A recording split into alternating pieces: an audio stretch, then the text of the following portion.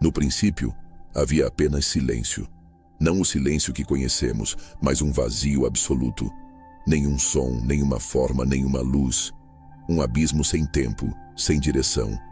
Era o nada. Mas do nada, Deus falou. Não com palavras que possamos ouvir, mas com uma autoridade tão intensa que o próprio universo se curvou. E então surgiu o tempo. E com o tempo, o espaço. E com o espaço, a possibilidade de existência. Haja luz, disse ele, e a luz rompeu as trevas. Não apenas um clarão, mas a primeira distinção. A separação entre o visível e o invisível. Deus viu que a luz era boa e a separou da escuridão. E assim surgiu o primeiro dia. No segundo dia, Deus separou as águas. Criou um firmamento, um céu que pairava entre as águas de cima e as de baixo. Um espaço onde o invisível se moveria, onde o vento dançaria. Ele chamou esse espaço de céu. O dia passou, a noite veio, e mais um ciclo estava completo. No terceiro dia, o Criador reuniu as águas em um só lugar e a terra firme apareceu. A terra, antes submersa, agora surgia como promessa. Ele chamou as águas de mares, e a terra seca deu o nome de terra, e então a terra foi convidada a frutificar.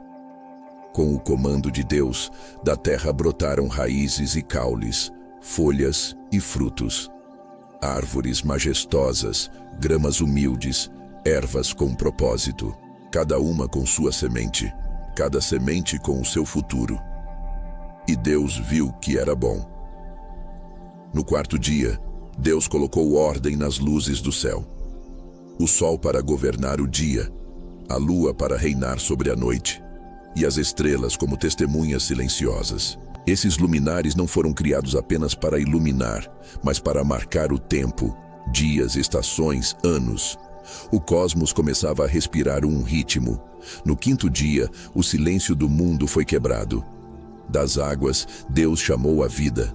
Peixes de todas as formas deslizaram pelos rios e oceanos. Das profundezas, surgiram baleias imensas, cardumes cintilantes, criaturas que o homem um dia demoraria séculos para descobrir.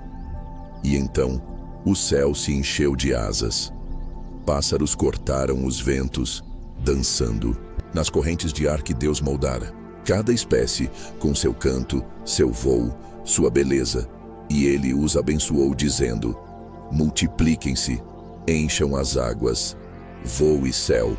No sexto dia, Deus voltou seu olhar para a terra, e da poeira, da matéria simples e sem forma, ele criou os animais. Ferocidade e ternura, velocidade e lentidão. Leões rugindo no alto das savanas, formigas marchando sob folhas caídas. Cada criatura moldada com um detalhe, um propósito, um instinto. Mas então, Deus fez algo diferente. Ele curvou-se sobre o pó e soprou. E do barro surgiu o homem.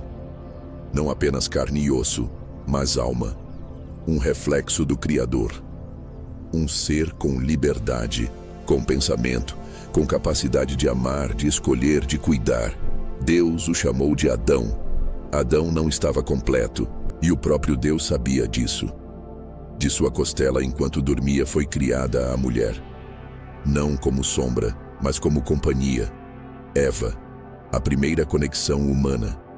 Não estavam nus apenas em corpo, mas em alma, sem medo, sem vergonha, sem malícia. Deus os colocou no jardim do Éden, um lugar de beleza bruta, de equilíbrio puro.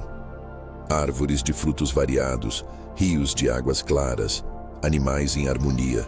E no centro, duas árvores, a da vida e a do conhecimento do bem e do mal. Deus deu ao homem e à mulher uma missão. Cuidem, cultivem, governem com sabedoria. Eles podiam comer de todos os frutos, menos de um, o da árvore do conhecimento, do bem e do mal. Essa escolha não era uma armadilha, era liberdade, porque o amor sem liberdade não é amor. A obediência sem escolha não é fidelidade. E Deus desejava relacionamento, não robôs. Era um convite à confiança. Ao caminhar juntos diariamente, Adão e Eva ouviam a voz do Criador face a face. No 7º dia, Deus descansou. Não porque estava cansado, mas porque havia terminado. A criação não era um teste, era uma obra de arte. E como todo artista, ele contemplou o que havia feito. Tudo estava em equilíbrio. A luz, as águas, a terra, os céus. A vida palpitava, o mundo respirava. E Deus viu que tudo era muito bom. Era o início da história da humanidade. Um começo perfeito. Um mundo onde o Criador e sua criação andavam lado a lado. Um tempo antes da dor, antes da ruptura, antes da distância. Um tempo onde tudo fazia sentido. O Éden não era apenas um jardim, era um espaço sagrado. Lá, cada manhã tinha o perfume fresco do orvalho. As folhas dançavam com o vento como se entendessem que estavam no centro da criação. Os animais não se escondiam do homem. Aproximavam-se sem medo. Adão dava nomes a cada um, com cuidado, como quem entende que nomear é conhecer. Eva caminhava entre flores que não murchavam, ouvindo o som dos riachos e a música do céu. E no centro de tudo, Deus. Não um Deus distante, mas presente. Falava com eles, não como rei para servos, mas como pai para filhos. Havia riso, havia silêncio, havia paz. Adão e Eva aprendiam dia após dia o que significava viver com liberdade. Não eram como deuses, mas não eram animais. Eram algo entre o pó e a eternidade. E Deus os havia colocado ali para representar o céu na terra. O jardim era seu altar, e a criação era sua responsabilidade. Eles não sabiam da dor, não conheciam o medo, não sentiam vergonha. Os dias passavam sem contagem, porque não havia pressa, nem envelhecimento, nem fim. Cada árvore que frutificava era um lembrete da generosidade de Deus. Cada animal que nascia era um eco da bênção que ele havia liberado. Mas no centro do jardim, 2 árvores chamavam atenção. A árvore da vida parecia pulsar. Seus frutos brilhavam como pedras preciosas sob a luz do sol. A árvore do conhecimento do bem e do mal, no entanto, permanecia envolta em mistério. Não era sombria, nem feia, apenas proibida. A ordem era clara, mas o porquê não havia sido revelado. E isso exigia confiança. A criação vivia num equilíbrio delicado. O tempo ainda não conhecia tragédias, o mundo ainda não havia sentido o gosto do sangue. Mas mesmo ali naquele paraíso já existia a escolha, porque Deus, em sua perfeição, não criou um mundo controlado. Criou um mundo livre. Certa vez, enquanto caminhavam juntos, Adão perguntou: "Por que não podemos comer daquele fruto?" E Deus respondeu com ternura: "Porque nem tudo é para agora, nem tudo é para o homem. Algumas portas, quando abertas, não se fecham, e há saberes que pesam mais do que libertam." Eva ouvia em silêncio. Seus olhos estavam cheios de curiosidade, mas também de paz. Havia um entendimento profundo no olhar de Deus, algo que nem o tempo, nem as palavras explicavam. E eles seguiram vivendo, comendo dos outros frutos, cuidando dos animais, dormindo sob os céus mais estrelados que já existiram. Os dias se tornaram semanas. As semanas, talvez, meses.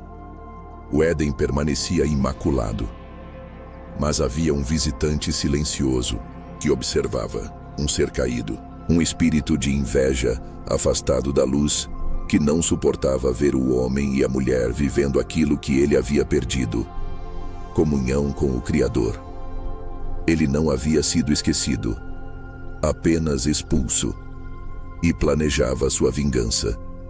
Sabia que não precisava, destruir o jardim com fogo. Bastaria plantar a dúvida, mas essa é uma história para depois. A criação do mundo não foi apenas um começo, foi uma declaração. Deus disse que haja luz, e a luz continua existindo até hoje. Ele criou o universo não com as mãos, mas com a voz, e na sua voz havia poder, mas também amor. Tudo o que existe começou com ele, e tudo o que é belo carrega seus traços. Essa história termina com o mundo ainda intacto, com o homem e a mulher ainda puros, com a terra ainda sem feridas. O primeiro capítulo da humanidade fecha como uma sinfonia suspensa, aguardando a próxima nota.